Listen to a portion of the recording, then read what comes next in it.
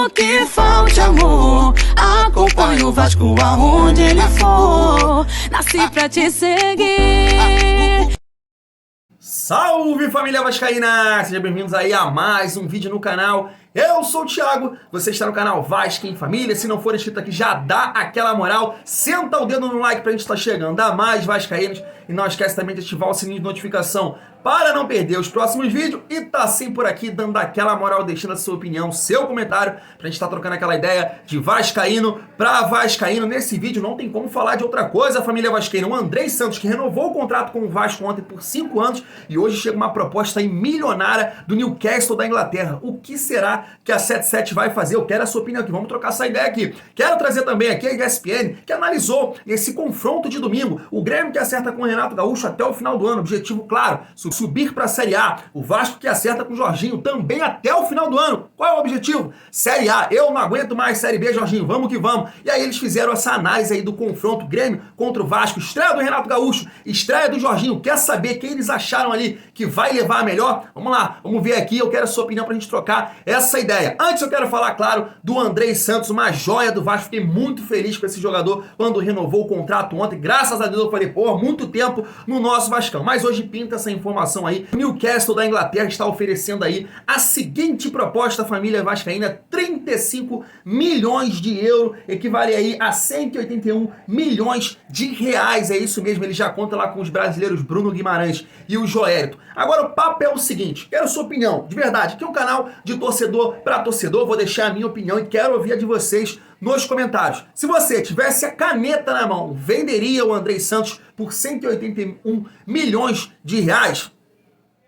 Tempo, quero sua resposta aí. Agora eu vou deixar a minha aqui. É o seguinte, eu acho que é um bom valor, 35 milhões de euros, né? A multa rescisória do Andrei no novo contrato dele para clubes do exterior é 50 milhões de euros, então acho sim que é uma boa proposta para um jogador aí de 18 anos que ainda está numa Série B, jogando uma Série B, realmente um bom valor. Mas na minha opinião, não venderia. E aí é o ponto que eu quero chegar. Vou deixar minha opinião.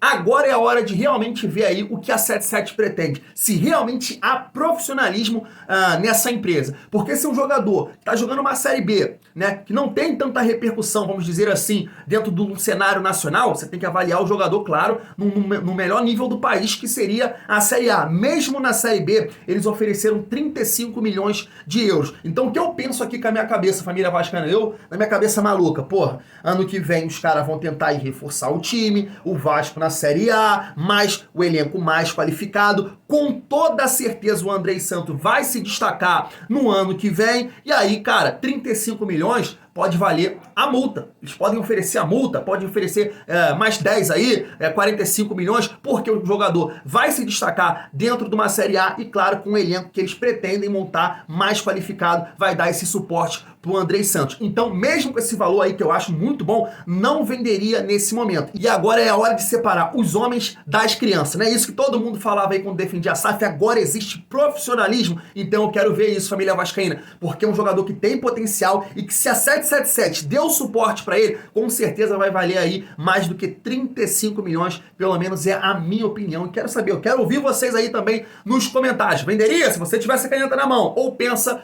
como eu, família vascaína? Agora eu quero trazer aqui a resenha lá da ESPN, que analisou esse confronto aí, Grêmio e Vasco, que vai ter a estreia do Renato Gaúcho e do Jorginho. Se liga só, teve jornalista que provocou, e vitória certa do Grêmio, deu uma moral também, exaltou a torcida do Vasco, né? Porra, o Vasco tomando 6 porradas seguidas fora de casa, mas em São Januário, irmão, é 3 pontos direto. Então ele deu uma moral também, exaltaram a torcida do Vasco. Mas basicamente ali os caras acham que domingo, mano, vai dar Renato Gaúcho.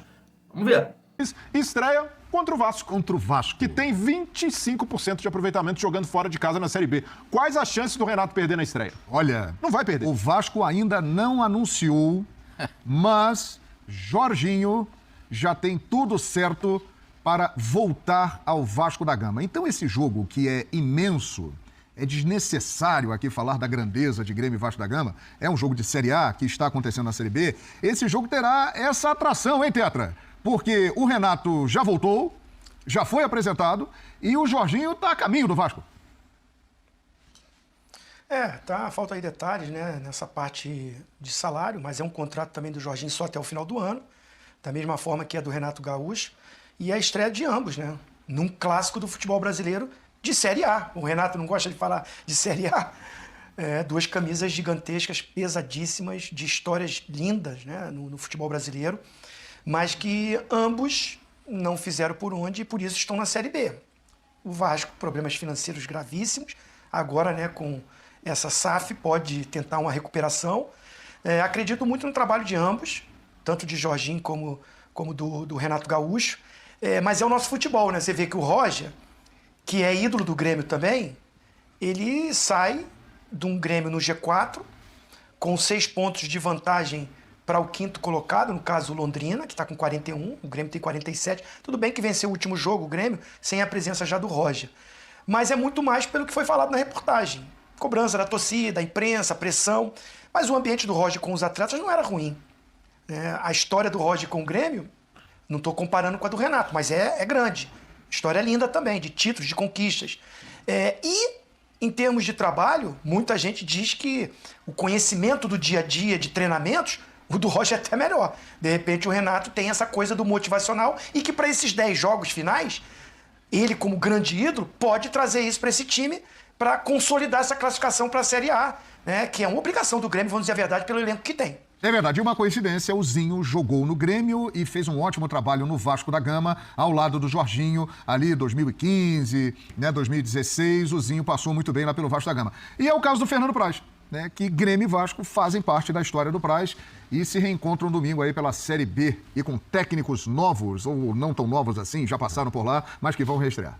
Eu vivi no Olímpico desde os 3 anos de idade, né? Olha aí. E 4 anos no Vasco, mas é o que o Pascoal falou, né? O Grêmio faz essa troca tanto pelo fator técnico, né, do resultado dentro de campo, do momento que o time vinha vivendo e também da parte política. O Renato é um cara que tem um tamanho enorme que ele consegue botar panos quentes nas duas situações. Agora a gente tem que entender o que é a diretoria, por que demitiu o Roger, por que contratou o Renato, qual a avaliação, qual a convicção, quais as situações que levaram à troca de comando, mesmo o Grêmio estando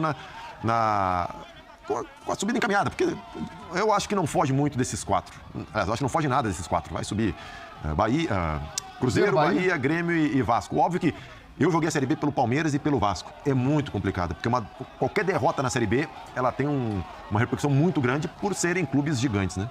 É verdade. E no final de semana, Grêmio e Vasco se deram bem também, porque Londrina e Sport perderam seus jogos na rodada. Eles poderiam ter encostado ali no G4. O Jorginho vai ter que fazer milagre para fazer esse time do Vasco ganhar ou sair com um resultado positivo de Porto Alegre.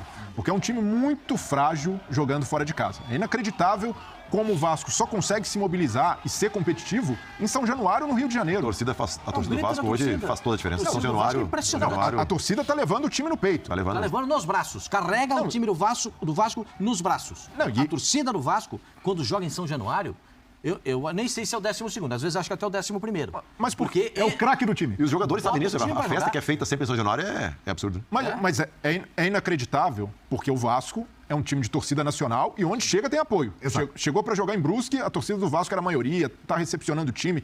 Não é por falta de apoio. Então é um negócio de louco que tem torcedor do Não Vasco. É por falta de apoio. Mas como se trata de um time que tem limitações, um elenco totalmente desequilibrado, um time sem comando técnico, a diretoria, nessa transição, optou por deixar o time sem treinador e agora recorre ao Jorginho como boia de salvação. É na base do desespero. Não há um critério.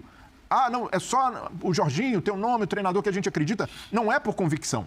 É porque o Vasco sentiu que com o Emílio Faro, nessa situação... É a mesma situação do Renato, Breilha. O Renato é o apaziguador. O Renato a presença do Renato muda o comportamento. Mas tem uma diferença muito grande entre o que o Renato significa para o Grêmio e a estrada do Jorginho no Vasco. O Zinho trabalhou com o Jorginho quando o time voltou da Série B para a Série A. Sim, um trabalho o Jorginho importante. já tem esse passado de conseguir levar o time do Vasco para a Série A do Campeonato Brasileiro. O Renato... O Renato significa para o Grêmio o que Roberto Dinamite significa para o Vasco. E o Renato, se ele sobe com o Grêmio, inevitavelmente o Renato vai permanecer pro ano que vem. Porque se ganha oposição, os caras com o Renato ali, ninguém é louco de começar um mandato mandando o Renato embora. Já o Jorginho... Mas é só até o fim do ano o contrato dele. Mas ele vai ficar. Ele subindo, só não fica caso ele não consiga cumprir a missão. O Jorginho, se subir com o Vasco, cumprir a missão... Tetra lá, olha o Tetra olha lá que com o dupla. Jorginho. É mais fácil de visualizar isso no Grêmio do que no Vasco, né? O Jorginho dificilmente vai ficar. E acho que até assim, o Grêmio hoje tá um ou dois passos à frente do Vasco. Tanto em questão de time, como de clube e até de comando mesmo. O Roger tinha mais peso que o treinador interino do Vasco, né? Sim. Então, eu acho que o Grêmio tá um passo acima, mas a expectativa que se criou levou a troca também. Tá aí, família vascaína, ó, o Jorginho que já se apresentou, né, já deu seu primeiro treino hoje e falou o seguinte com você, torcedor, ó, fiz um contrato de 2 meses porque acredito muito no trabalho do Vasco da Gama e nas possibilidades que temos, estamos no G4.